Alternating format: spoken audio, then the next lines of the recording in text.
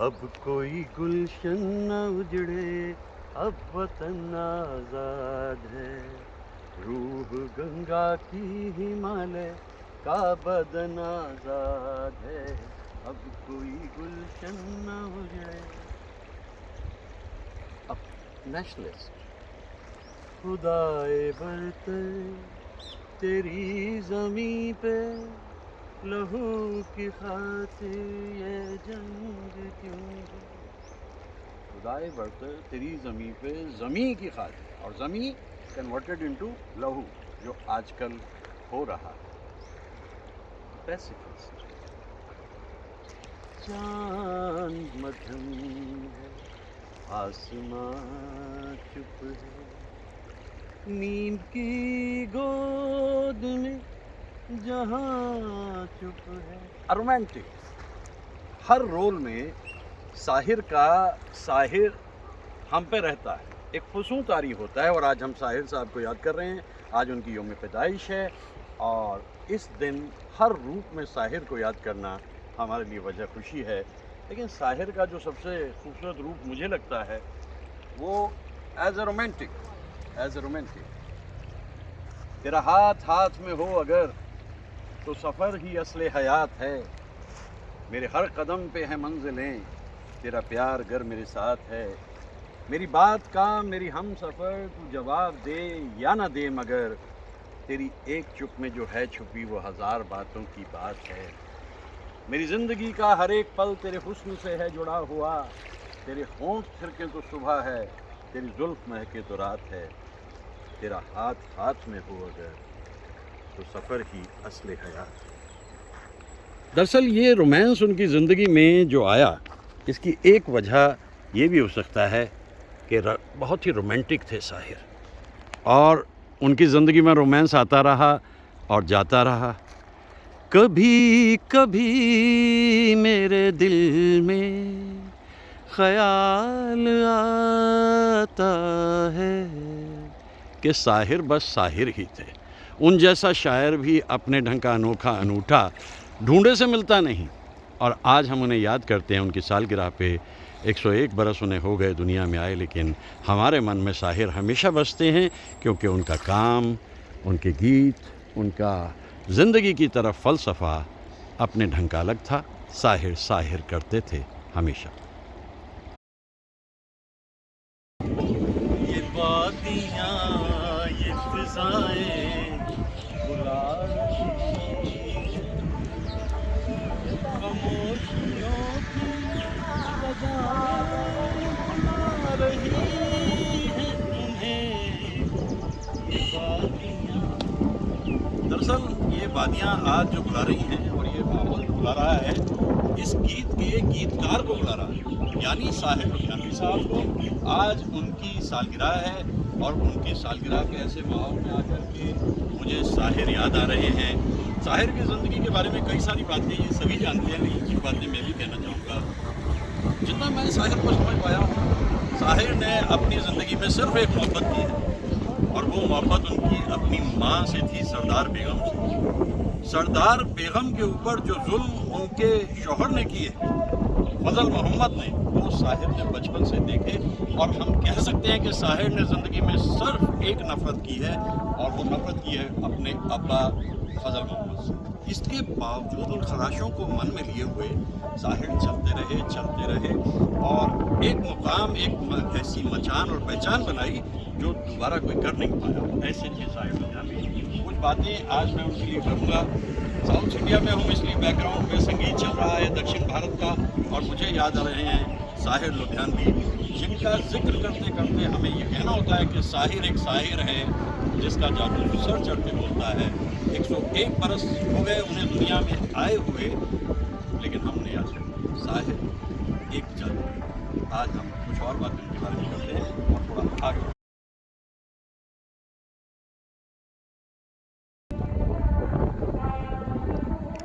पर्वतों के पेड़ों पर शाम का बसेरा है, चंपई उजाला है, सुरमई अंधेरा है।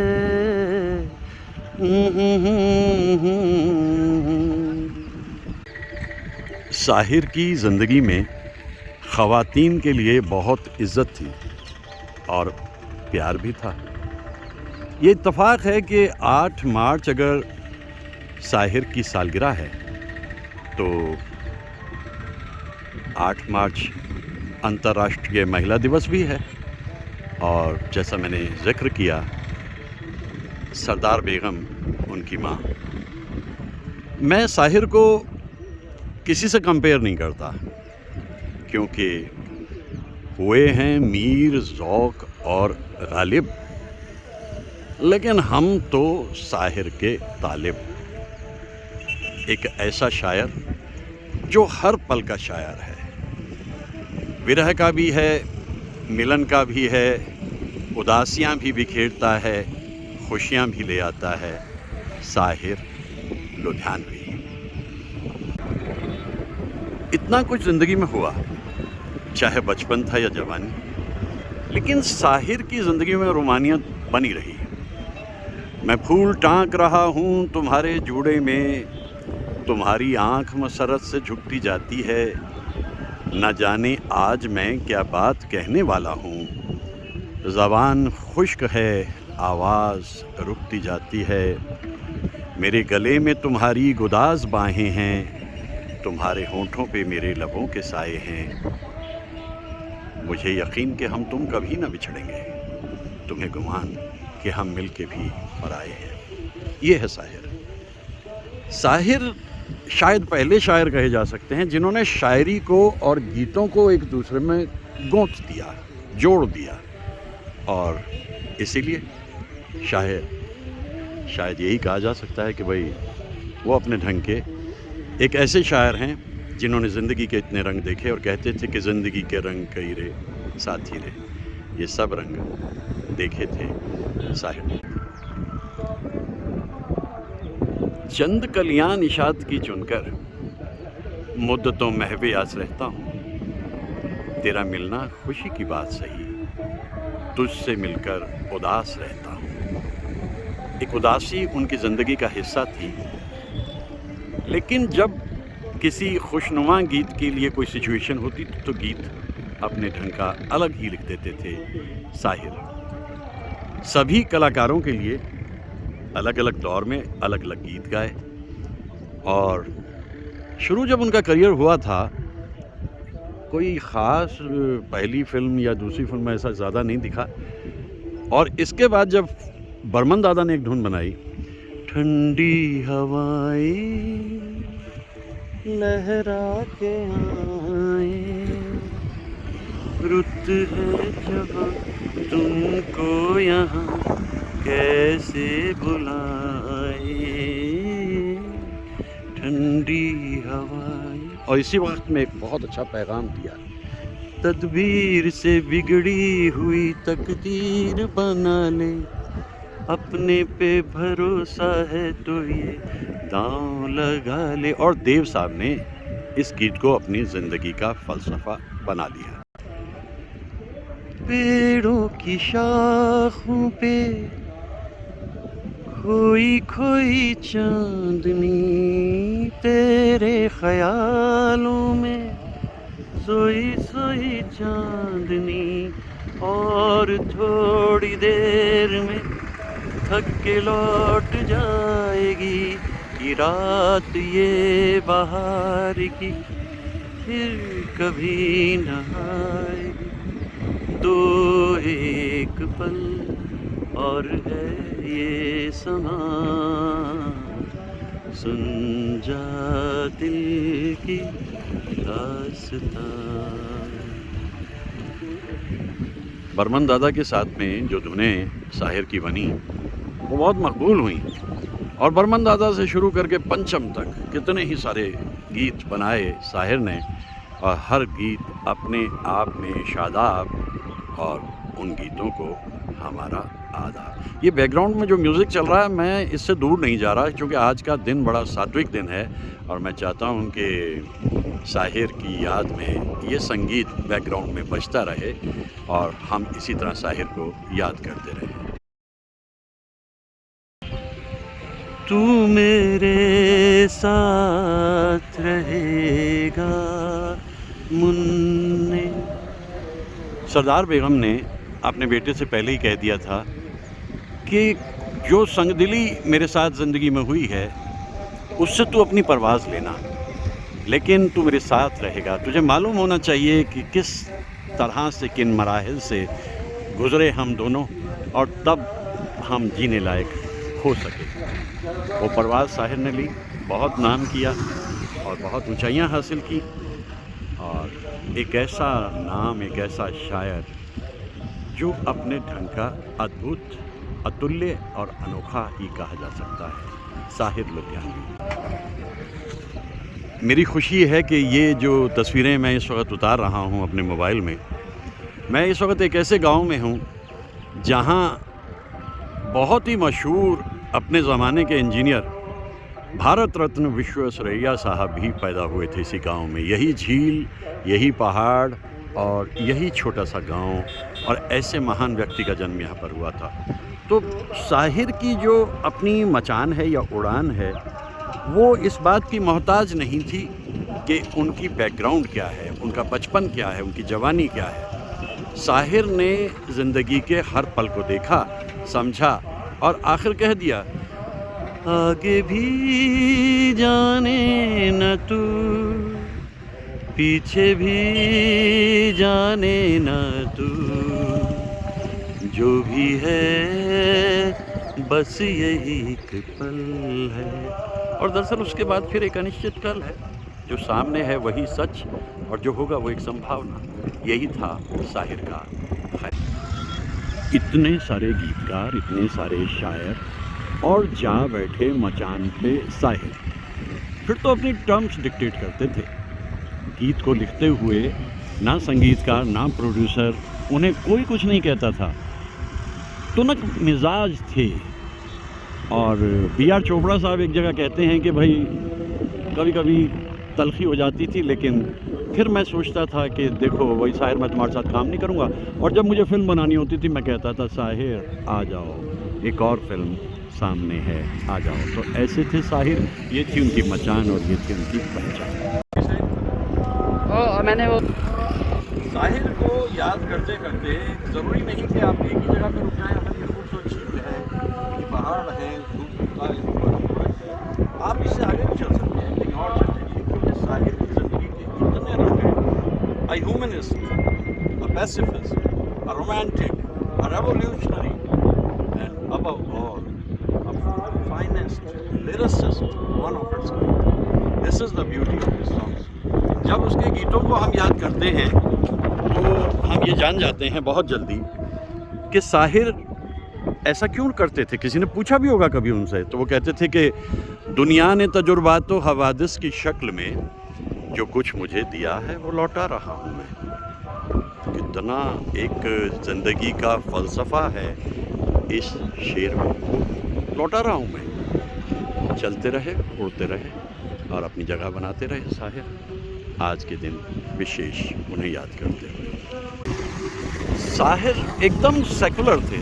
जब वो कोई भजन टाइप गीत लिखते थे, आना है तो आ राह में कुछ फेर नहीं है, भगवान के घर देर है अंधेर नहीं है। इतनी तेज़ हवा चल रही है कि मुझे याद आ रहा है, अल्लाह तेरो नाम, या फिर प्रभु तेरो नाम, जो ध्याए फल पाए तोरा मन दर्पण। आप बताइए, ये गीत कहीं से आपको लगते हैं कि साहिर जो इतने बड़े शायर हैं वो लिख रहे हैं? ये ऐसा लगता है जैसे भरत व्यास, नरेंद्र शर्मा या कवि प्रदीप ने लिखे हो। नहीं, साहिर के दिल में सबके लिए जगह थी। उनका मज़हब इंसानियत थी, और उसी इंसानियत की राह पे चलते चलते 60 बरस पूरे नहीं किए साहिर ने, और दुनिया में एक पैगाम छोड़कर वो चले गए, जो देव साहब ने आगे जाकर पकड़ लिया। मैं जिंदगी का साथ निभाता चला गया, हर फिक्र को धुएं में उड़ाता चला गया। देव साहब से मेरी जब कभी कभी बात होती थी फ़ोन पे, तो उनका यही कहना था कि साहिर के 2 पैगाम उन्हें हमेशा याद रहते हैं, तदबीर से बिगड़ी हुई तकदीर बना ले, और दूसरा, मैं ज़िंदगी का साथ निभाता चला गया। हालात कैसे भी हों और किसी भी रूप में ज़िंदगी क्यों ना हो, चलते रहना होता है, ये जीवन का सत्य है।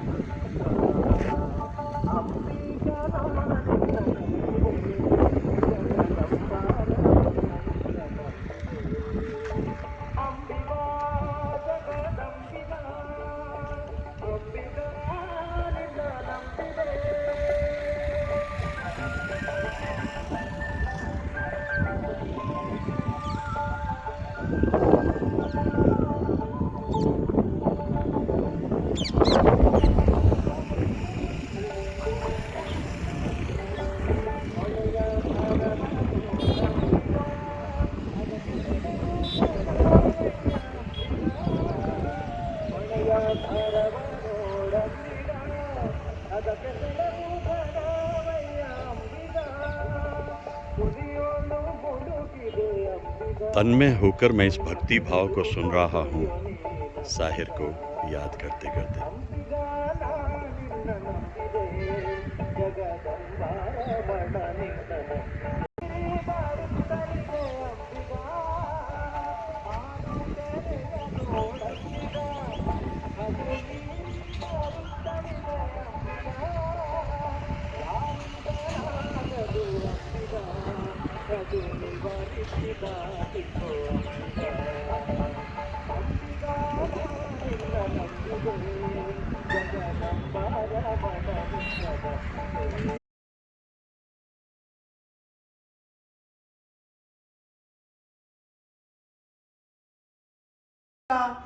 इश्क रहा बचपन से, 8 साल की उम्र से या 6 साल की उम्र से, पता नहीं 6 साल की उम्र, 6 साल से होश संभाला। उन्होंने होश संभाला, तो जो only book he red is the book of emotion, चलचित्र जिसे कहते हैं।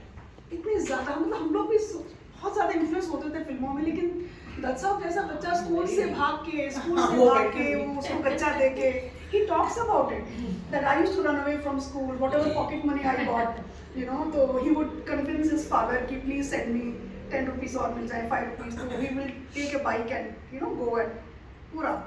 तो फिल्मों के दीवाने, लेकिन दीवाने तो बहुत होते हैं, ये दीवाना ऐसा है कि जिसने अपनी दीवानगी में बहुत सारे आयाम तय करे। He actually grew along with movies. जब से इन्होंने भाषा समझी, जब से इन्होंने पोइट्री समझी, जब से इन्होंने संगीत समझा, वो सारी यात्रा में फिल्मी दुनिया इनके साथ रही। तो जो जुनून है दत्त साहब के पास, वो मैं कहूँगी फिल्मी जुनून है।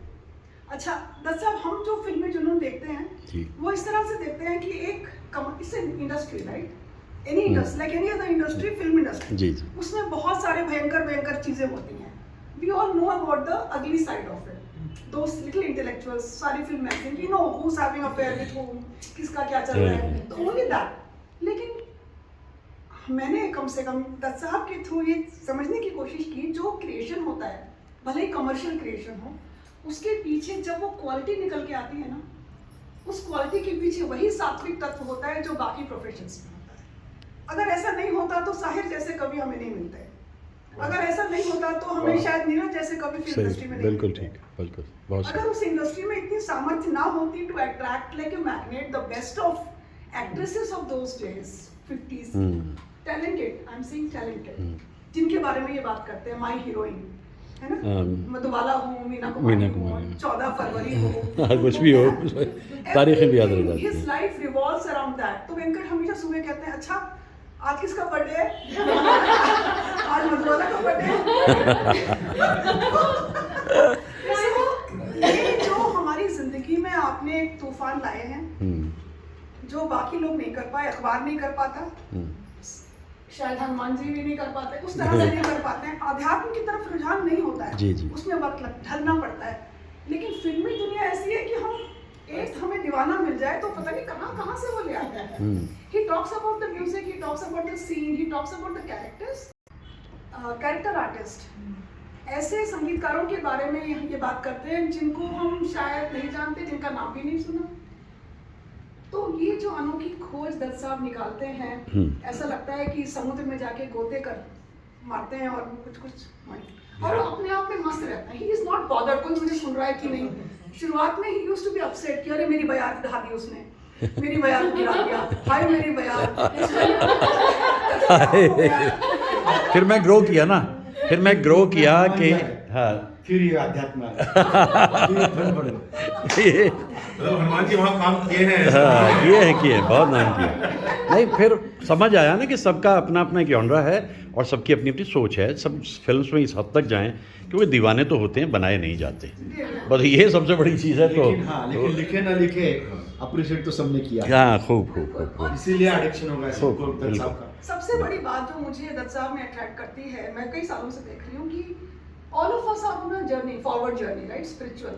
कोई 3rd फ्लोर पे है, just like lane, like you know, कोई 15 माले पे है, कोई 20 माले पे है, कोई हमारे ऐसे तो ग्राउंड और 1st फ्लोर में अटक जाते हैं, लिफ्ट ऊपर नीचे जाते रहते हैं।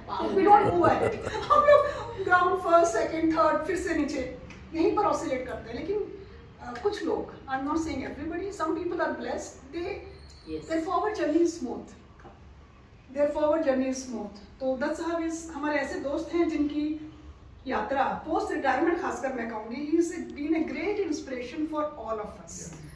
As soon as Aditya came, he says, "That's how I have understood what I have to do and how I have to plan my post retirement." So आज जो है दत्त साहब जो है साहिर के मूड में है। साहिर लुधियानवी जो है उनकी कल क्या है जन्मदिन, सालगिरह। हाँ 8 मार्च 8 मार्च जो है साहिर साहब इस दुनिया में आए थे और 7 मार्च को दत्त साहब कह रहे हैं कि हम उन्हें याद करेंगे। जी हाँ। So आज की शाम साहिर के नाम। दत्त साहब की संगत में, दत्त संग में साहिर के नाम। तो अरे वाह। मेरे साथ हैं आदित्य शुक्ला और मैं जरूर इसको 2 मिनट जरूर दूंगी शुरुआती उद्बोधन के लिए कि आपको हमजुबान और हमजुबान में दत्त साहब और दत्त साहब में फिल्म इंडस्ट्री में सिर्फ साहिर में रहना, तो साहिर की परिधि में रहना, ठीक है।